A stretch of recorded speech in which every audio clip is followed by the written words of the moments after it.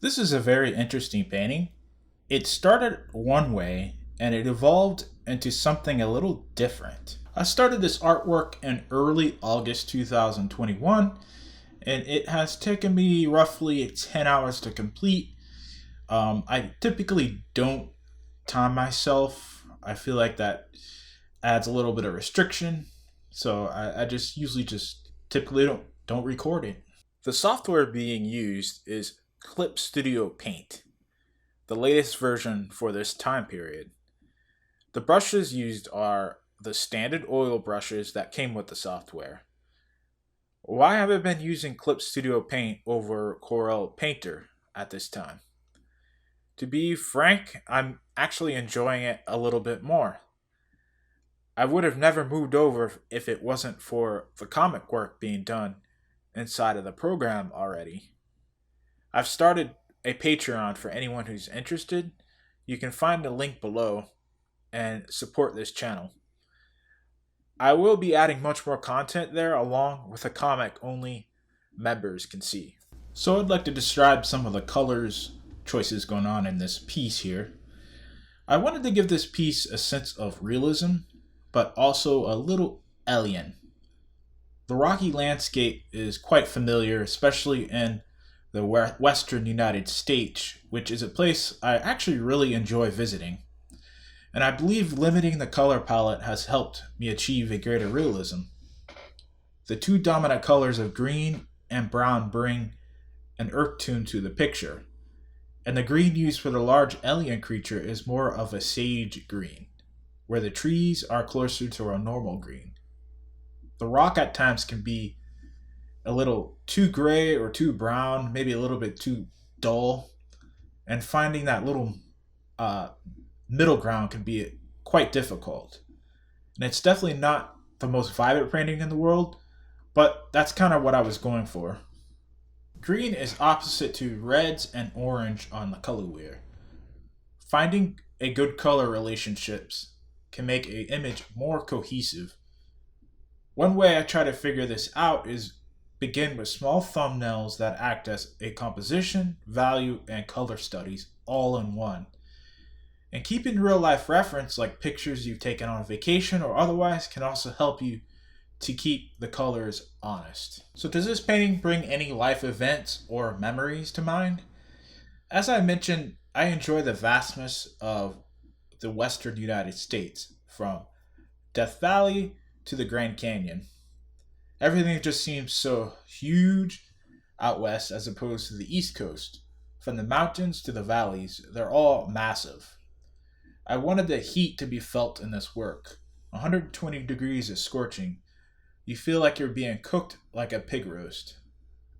Obviously, I've never been to an alien planet, or off of Earth for that matter. So what are some of the underlying ideas and themes communicated in this art piece? I want a story to be told in every painting I create. Teamwork is one of the best ways to finish a large, daunting project. Almost every great achievement in human history was done by people working together. I wanted to emphasize the task of taking on this behemoth. So how did I come up with the composition? The composition for this work was very organic. I started by looking at Dean Cornwell's painting. His book is called The Art of Dean Cornwell. It's actually really great, by the way. Lots of varied images from throughout his life. As you have seen, I tossed some of the color onto the digital canvas and build the overall composition like that, kind of haphazardly. The creature wasn't there from the beginning. Instead, I had a woman running from the left side that worked in the early parts, but ultimately felt wrong. I had to ask myself, is this an interesting image? It seemed funny because she's running from something, but it appears the characters to the right are either hunting her or something is behind her. Another aspect of the composition is how your eye moves through the artwork. The tree is the center of the image, but it runs diagonal a little to the right. The tree never had to be moved or even removed. It endured until the end of the painting. The tree branches on both sides almost touch the characters in some way, and the near lifeless tentacles reach out to its ruthless hunters. So, what's the inspiration for this piece? Inspiration, this is kind of a packed question. The first step was for this scene is from the Cosmic Enigma. As I briefly touched on it earlier, the book that I was been using is called The Art of Dean Cornwell, who is an artist from the early 20th century. He was known for illustration work, among various other types of art. I was looking through that book for some kind of inspiration and came up upon a piece that was used in the Cosmopolitan. It's a 26 by 35 oil painting. It's as the picture here you can see, it's two men are exploring the jungle in the daylight. The image really isn't anything super special, but the lighting on the rocks and foliage really caught my eye. The lighting on the rocks is so simply executed. I started the painting, or my painting, with the tree in the middle of the canvas, and I almost wanted to keep it incomplete, but I decided to fill the page in the end. The young man's green shirt actually inspired the color of the soldier's armor in the front, or indirectly. I will start to use this method more often. It forces me to analyze different work from different artists. So, what kind of story is being told in this image? The story I tried to tell involves a group of hunters from Atos who needed to eliminate a nuisance. The painting takes place after a skirmish where the hunters seem to have gained some kind of an advantage. I left a little to the imagination. Some questions that could be brought up is, did the creature have any kind of chance? How did the first hunter get wounded? Is the creature still alive? I can go on and on about story elements, but I don't want to bore anyone any longer. Storytelling is something I've always had a little bit problems with. I can come up with individual elements, but fleshing them out and adding intrigue throughout the story has been difficult. Our personal stories usually sprinkle throughout the stories we tell, even if we don't intend to. It just usually happens. Now, I wouldn't say to overanalyze art, as that can go too far down the path of missing the underlying points the artist puts into the artwork. So, one trait of art is space. And how is that being used in this particular painting? The space is, for the most part, divided into three parts in this composition. The figures or characters take up the right hand side of the image. I wanted to have space between them to show some depth. The void between the characters is to give the viewer a sense of scale. Having the characters all bunched up would have been a cluster in this particular piece. Likewise, using a large round shape for the canyon or hole adds a pleasing element for the viewer. I think spacing out the tentacles and adding one in the foreground gives it a sense of depth and scale. I didn't want to clutter the image with too much environmental details. This is between the hunters and the behemoth. I thought keeping the sky to a minimum was great for spacing. Another question I get is, how do I connect to this artwork? For me, there is no statement made in this piece, at least nothing political. If you manage to find some deeper meaning in this artwork, I congratulate you for the Nonsense Award. I'm really not a political person, and I don't pretend to be. The way I see it is a cool scene similar to like a Frank Frazetta painting, not in skill, but how I'm connected to it. And honestly, that's how most of my art is to myself. Very pretty to look at. I want people to find their own connection. And anyway, art affects everyone differently. I may have one purpose for an artwork, but another person may see otherwise. So, how does this make me feel, or how does it make you feel, this painting? The feeling or feel of the painting for me is excitement and intrigue, at least in my mind. Perhaps you may feel nothing or something else entirely, maybe even bored. I believe with a number of images we take in these days, your art can get lost in the mix. Not everyone likes this kind of subject, so maybe you feel like it's even bad art. If you feel that way and have made it this far into the video, you must like the sound of my voice or something. Based on my analytics on YouTube, not many viewers get this far, but that's okay because I enjoy making these videos for fun. I see the story being told as being a large part of the feeling. I would love to make everyone feel some emotion or even like the art I produce, but that's not always possible. I try to make art for different people, but within my style, and sometimes it works and others not so much. I see the value in producing as much art as possible. I'm going off topic, but say, for example, if you create 5 paintings and only grasp onto those as your best work, but never move on from those 5 paintings, you put too much value into those 5 works. Otherwise, if you make 150 paintings, it's easier to let go of a lot of your art. Your feelings of those paintings are spread over the large amount of art instead of a laser focused view of those 5 paintings.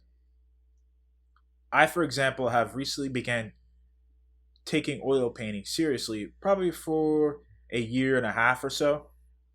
And one of my earliest paintings was on this large 40 by 30 canvas. And I thought it was the best thing ever. Then something interesting began to happen. I began to make more art and practice along with that. Every painting after was getting a little bit better, and as time went, that painting I thought was so great before started to feel ugly and bad. I began to mix colors better and with more accuracy, and learned how to work better with values.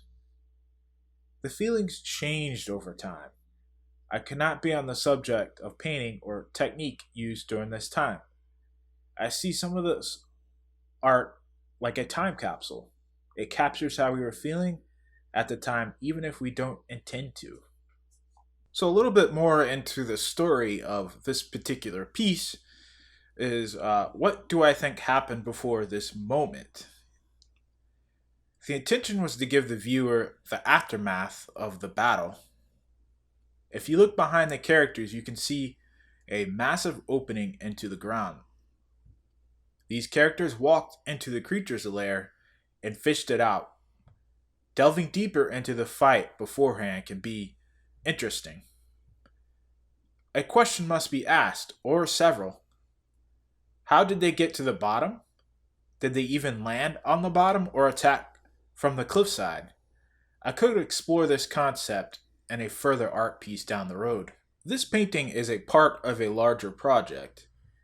Ideas and my experience flow easier if I'm confined to the world or the rules of the project. Another benefit is improvement in skill level and having ideas bounce into the next.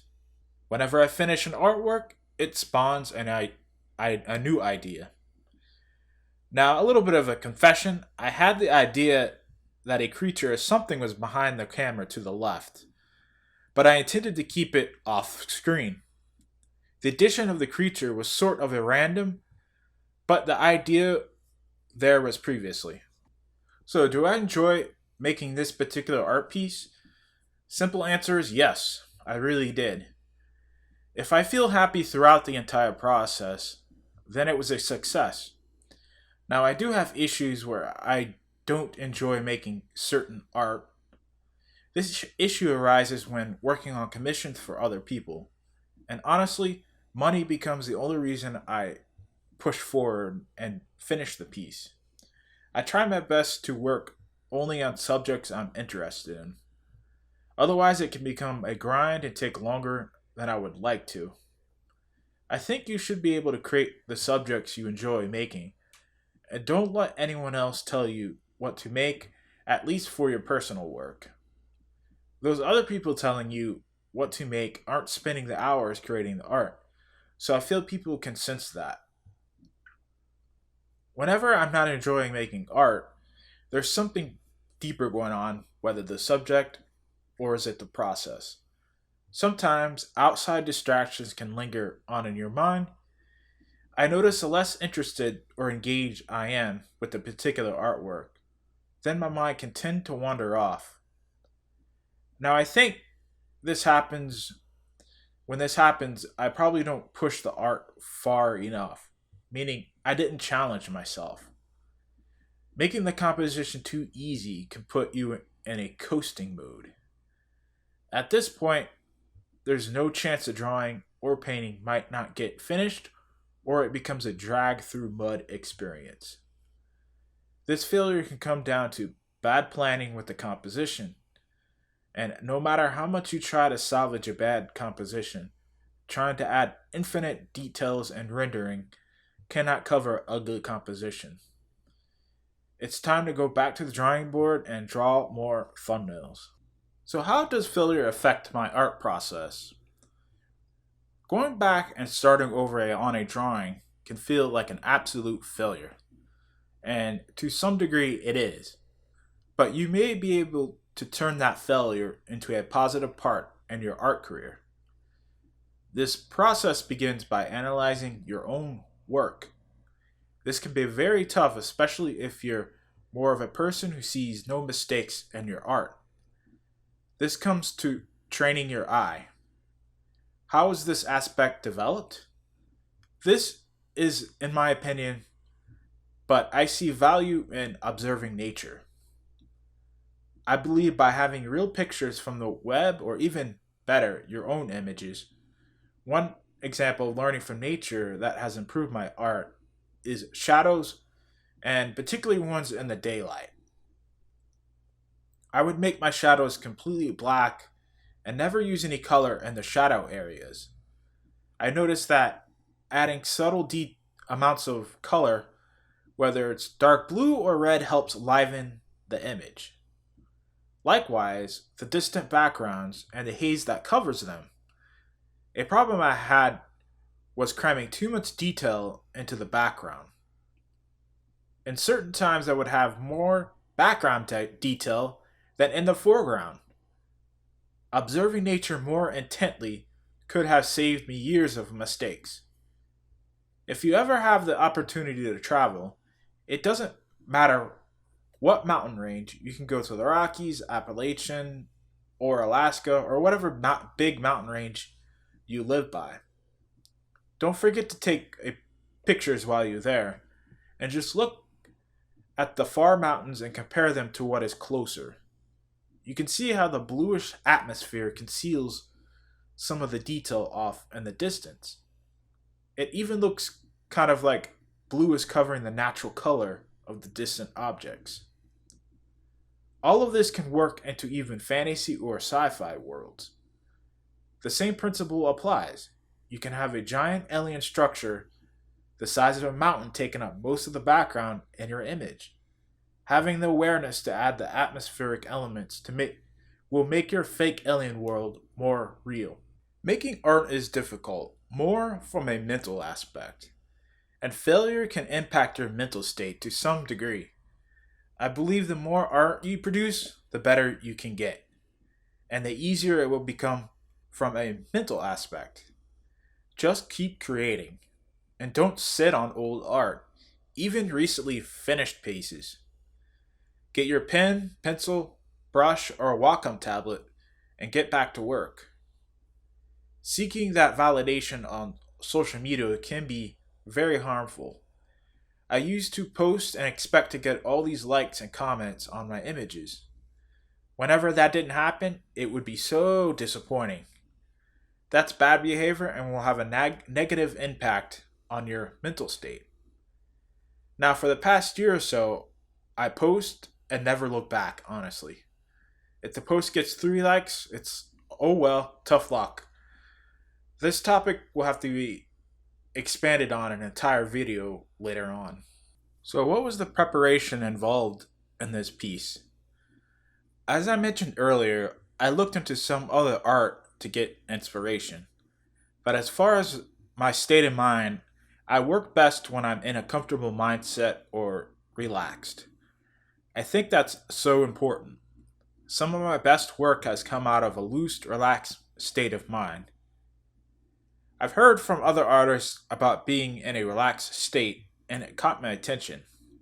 I started to pay attention to myself, and whenever I was anxious or trying so hard to make this giant masterpiece, my attempt usually ended up in failure or was a horrible drawing. I see in myself the desire to create something better every new drawing, but that's certainly not possible and not realistic thinking. Always trying to top ourselves.